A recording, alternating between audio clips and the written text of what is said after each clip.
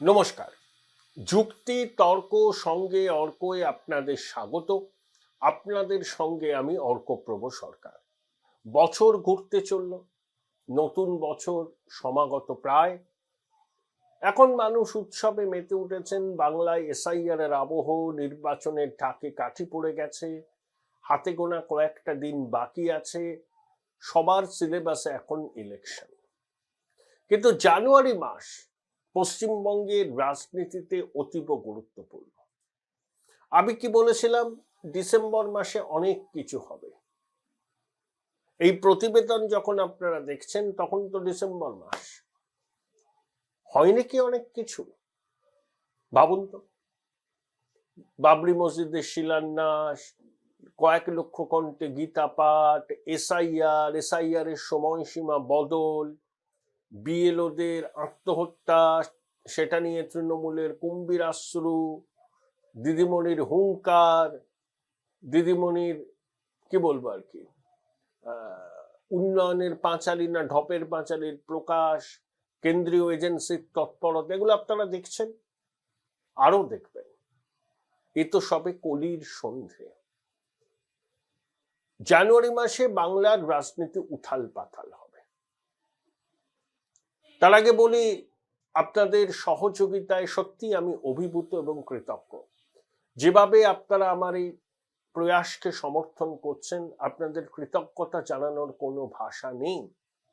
আপনারা যারা আমার এই প্রোগ্রাম বিভিন্ন ডিভাইসে দেখেন, তাদের বলি যে ইউটিউবে সাবস্ক্রাইবার বাটনের পাশে একটা থ্যাঙ্কস বাটন আছে, সেখানে ক্লিক করলেই সুপার থ্যাঙ্কস, আপনাদের সহযোগিতা আমার কাছে পৌঁছে যাবে। দেখুন, শুভেন্দু অধিকারী অনেকগুলো তারিখ বলেছিলেন বছর দেড়েক আগে, এই হবে সেই হবে, কিন্তু হয়নি। উনি আদালতের কতগুলো সম্ভাব্য শুনানির তারিখ মেনশন করে বলেছিলেন।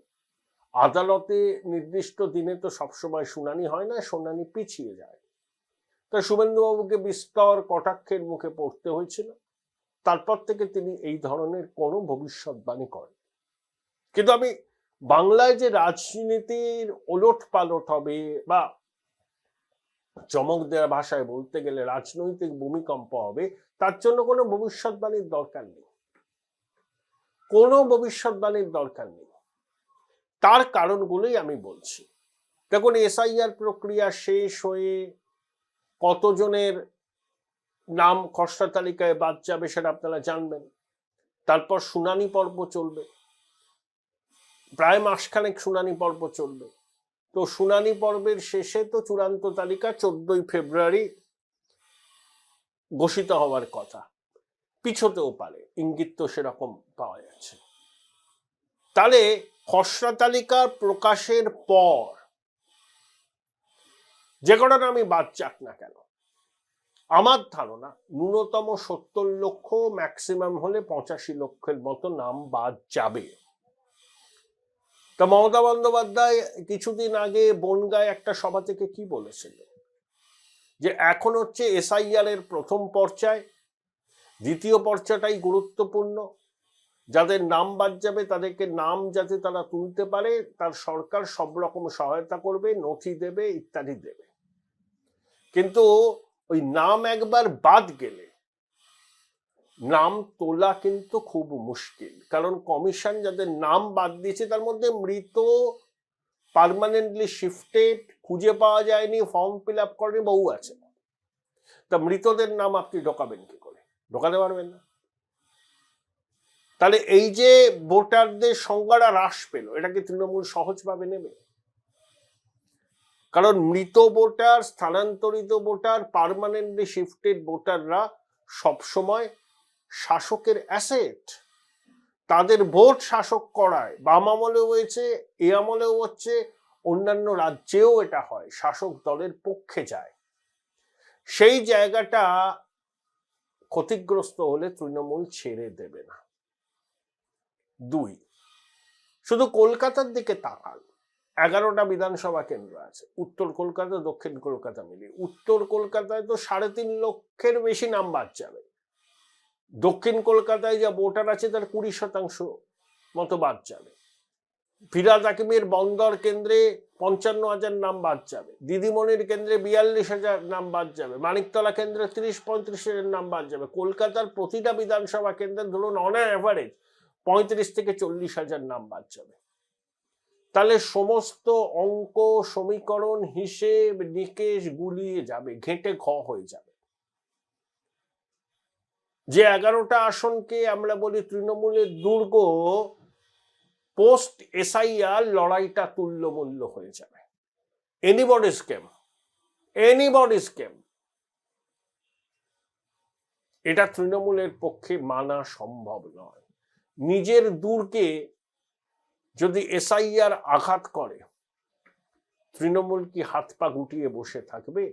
থাকবে না। 3, এখনো পর্যন্ত যা খবর পাচ্ছি, চরম পদক্ষেপ নেবে কেন্দ্রীয় এজেন্সি, যে কোনো দিন, যে কোনো সময়, যে কোনো মুহূর্তে। সেই সবুজ সংকেত তারা পেয়ে গেছে। হতে পারে সংসদের শীতকালীন অধিবেশন শেষ হওয়ার সঙ্গে সঙ্গেই সেই চরম পদক্ষেপটা তারা নিল। কিছু না কিছু তো হবেই। কোন মন্ত্রী, কোন বিধায়ক, প্রভাবশালী, সর্বোচ্চ প্রভাবশালী, যারা বৈভবে রাস পালন করতে অভ্যস্ত, যাদের জন্মদিনে বিরাট বড় কেক কাটা হয়, যার পরিবারের সদস্যদের বারবার করে ইডি ডাকছে, তাকেও ডেকেছে, তার ব্যবসায়ী বন্ধুদের বাড়ি থেকে নগদ সোনাদানা সহ অনেক উদ্ধার হয়েছে। তিনি কি এমনি করে যাই যদি দিন যাক না বলে চালিয়ে দিতে পারবেন? নাকি he has to face the consequences. তিনি তো আতশ কাচের তলায় আছেন, আর অনেকের খবর সংবাদ মাধ্যমে আসেনি, তারাও আতশ কাচের তলায় আছে। তাই একটা বড় পদক্ষেপ যে কোনো মুহূর্তে নেবে কেন্দ্রীয় এজেন্সি। 4, প্রার্থী বাছাই নিয়ে শুরু হবে শাসকের অভ্যন্তরীণ কলহ। এক একটা কেন্দ্রে 10 জন করে প্রত্যাশী তৃণমূল। বিজেপিতেও প্রার্থী বাছাই নিয়ে গন্ডগোল হবে, কিন্তু তুলনায় কম হবে। তৃণমূলের অনেক সিটিং এমএলএর বাদ পড়ার সম্ভাবনা, নতুন মুখকে নিয়ে আসা হবে। দিদিমণি এবং খোকাবাবুর মধ্যে অবশ্যই মতবিরোধ হবে কার অনুগামীরা প্রার্থী তালিকায় সংখ্যাগরিষ্ঠ হবেন।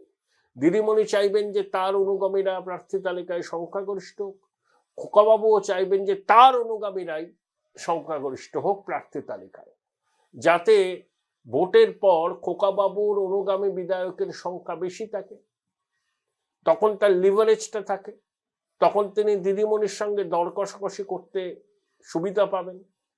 আবার দিদিমণি যে এই খেলাটা জানেন না ছোটবাবুর, তা তো নয়, তিনিও চেষ্টা করবেন তার একেবারে বিশ্বস্ত ঘনিষ্ঠ সহযোগীদের বেশি করে যাতে প্রার্থী তালিকায় রাখা যায়। দিদিমণি চেয়ারপারসন হতে পারেন, তার কথাই শেষ কথা, কিন্তু ছোটবাবুকে একদম অগ্রাহ্য করা দিদিমণির পক্ষে সম্ভব নয়, কারণ তহবিলের চাবিকাঠিটা খোকাবাবুর হাতে আছে। তাই অনিবার্য। Join Indian Institute of Hotel Management now. Right choice, right decision. বিরোধ হবে। সেই বিরোধ